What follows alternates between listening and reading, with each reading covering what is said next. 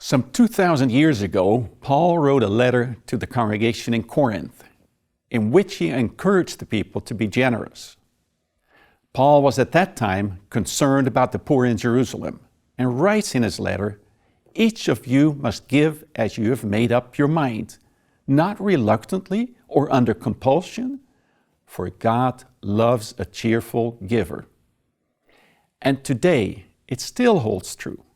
Each one of us must decide for ourselves whether to give and how much we can give to support the mission of our local congregation as well as the worldwide mission of the church.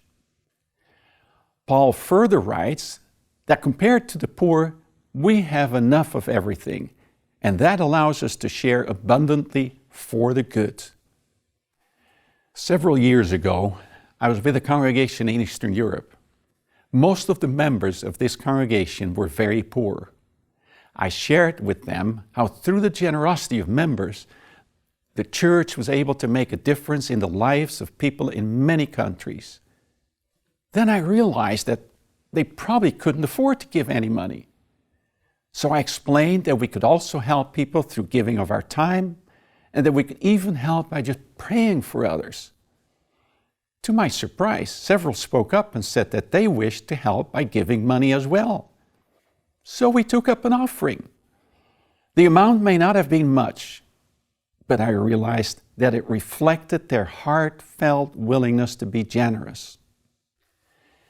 In Paul's opinion, we will be enriched in every way for our great generosity, which will produce thanksgiving to God through us.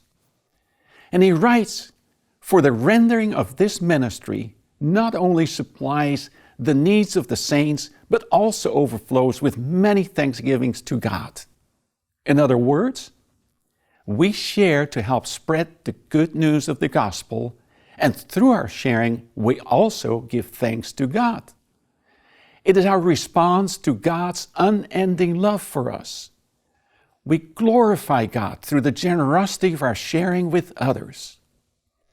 And finally, Paul writes, "And I say too, thanks be to God for the gift of generosity that God has given us."